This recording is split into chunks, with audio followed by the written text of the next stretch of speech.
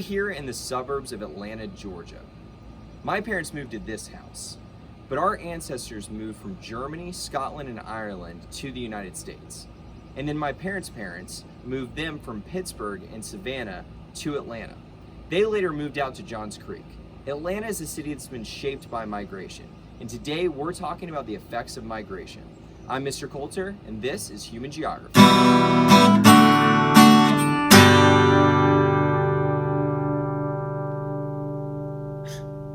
For our last topic of the very long unit of population and migration, we are talking about the effects of migration, which is topic 212 in AP Human Geography. So historically and in modern times, migration has had many effects on the countries that people immigrate from and immigrate to. So we see effects for the countries they leave and the countries they're going to. So the effects of immigration when people leave are that a lot of times they work and send money back to their families who are in those countries. We talked about those being called remittances when we talked about guest workers, but a lot of people leave a country to work abroad and then send money back. Remittances are a large part of some countries' economies. So if we look here at which countries receive the most in terms of remittances, we can see that Mexico has a lot of remittances. India and China also have a lot in terms of numbers, but it's important to also look at the percentage of the economy of those countries. So even though China and India have a lot of money coming in, it's not that much in terms of their total economy. Where Haiti, the Kyrgyz Republic, Nepal, Tajikistan, and Tonga all have about a third of their economy coming from money that is sent back from people abroad. So citizens who are working abroad. Those countries depend on remittances as a way to get their GDP. I want you to write down the top 5 countries in terms of the percent of their GDP that is funded by remittances. And then here's another one of the outflows of money are in pink and the inflows are in green to give you an idea of the regions of the world where the most money is coming in or going out. You can see Germany, Canada, the UK, Argentina, and a lot of the southern part of Africa, as well as Russia and Japan, are seeing money going out, where a lot of the northern part of South America, northern part of Africa, and then the rest of Europe and Asia see money coming in from remittances. But one thing that happens when people leave a country is known as brain drain. So when people leave a country, a lot of times those people are skilled workers who are seeking a better life for themselves. So they've studied under the school system of that country, and then they go to train in universities in other countries around the world. But a lot of times those people end up staying in the country that they train or do school in, and it leaves the less skilled or educated workers in the home country. That is known as brain drain. So where people leave the country to get educated, but then they don't return. Brain drain is what depletes the ability of the country to compete economically around the world. We do see a counterpoint, though, where when people leave a country, it gives more job opportunities to the people who are left there. So it's less competitive economically in the home country when people leave. But the brain drain makes it hard for their economies to get a leg up and move forward into the next century.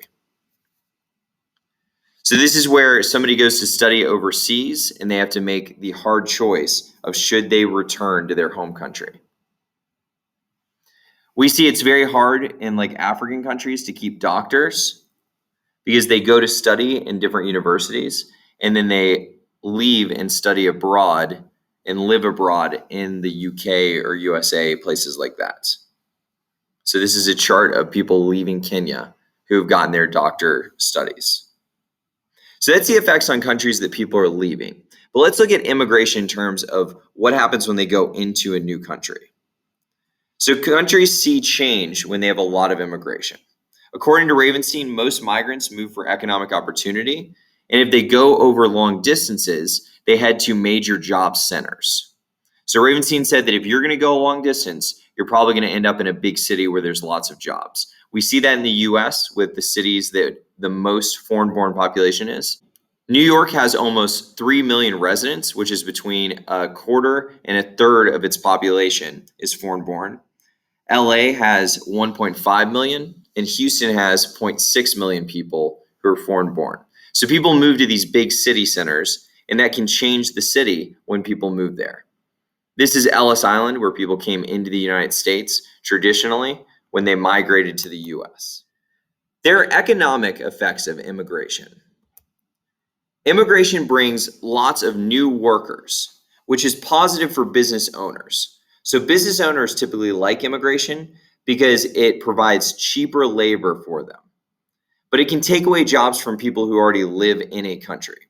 So, if you're a minimum wage worker working a labor type job, and then immigrants come in from another country who are willing to do that job for cheaper, that makes it so that you might lose that job. A lot of times, though, we see that those jobs are so low wage that current citizens don't want to actually do them. So, like farm labor, hard labor, things like that typically go to immigrants. And we'll learn about it in agriculture a little bit of the taste of what types of jobs those are. So, here's an example of people plowing fields, and it is hard work.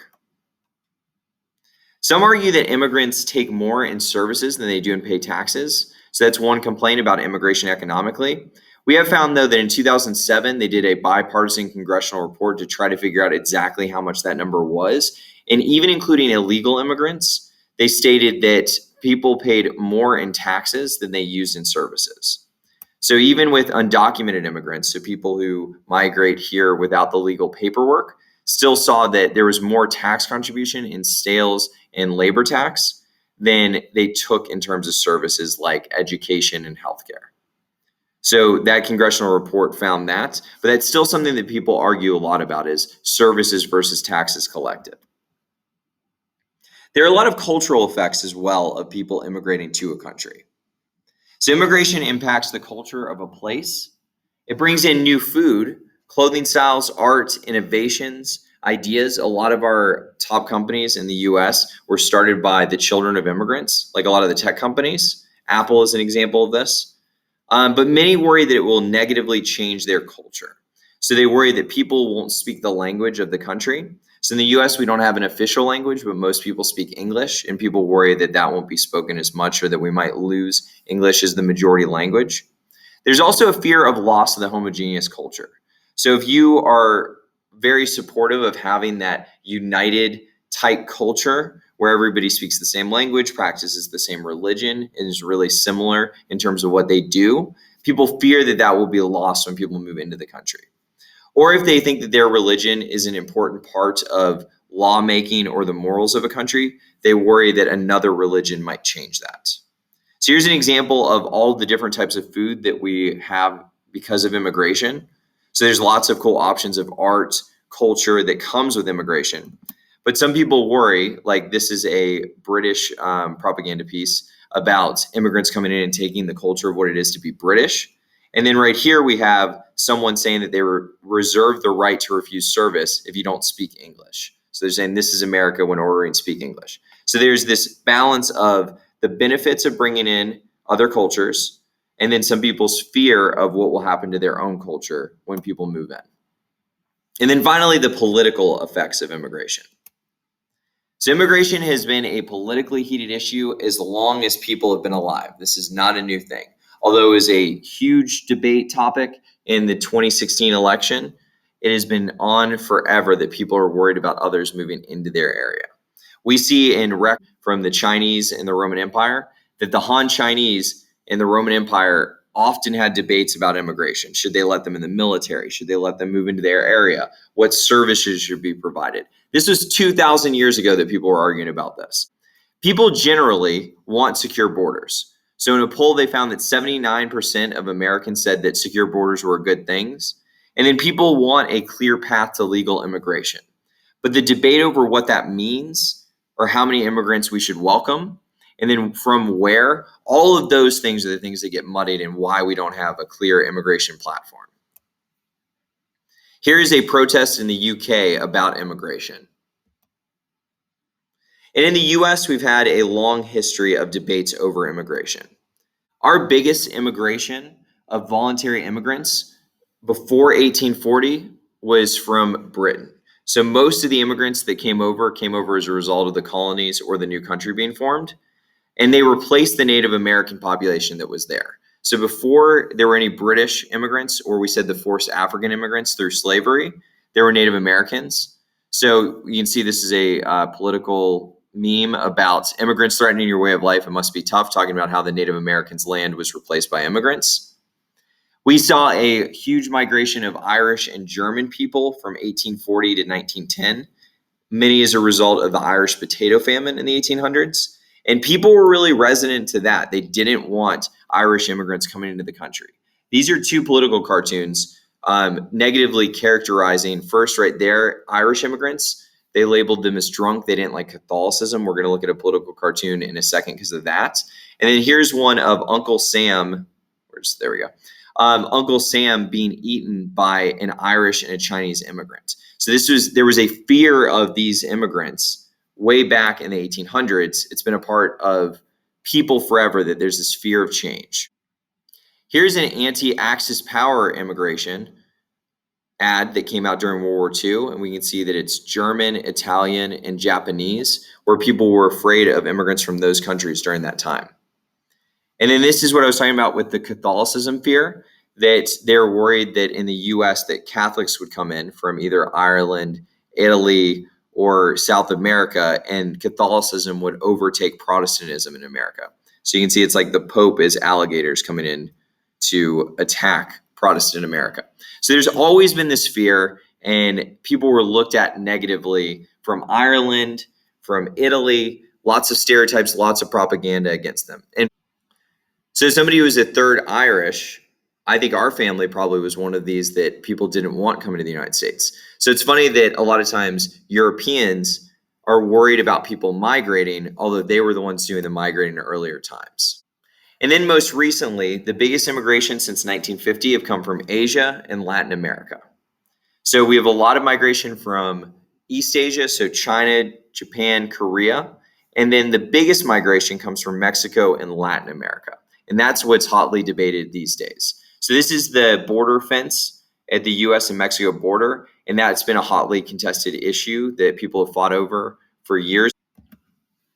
And we can see here that even in the last 3 years, these are two different protests about immigration. At the top, you can see people are anti-immigrants coming to the country and saying to deport people. And then here is saying to accept people and treat them like human beings. So we see this battle between the two sides of how should we handle immigration in our country. So these migration issues we will talk about more in class, but they are just one step into our journey to understand our world a little bit better. I'm Mr. Coulter, and this was Human Geography.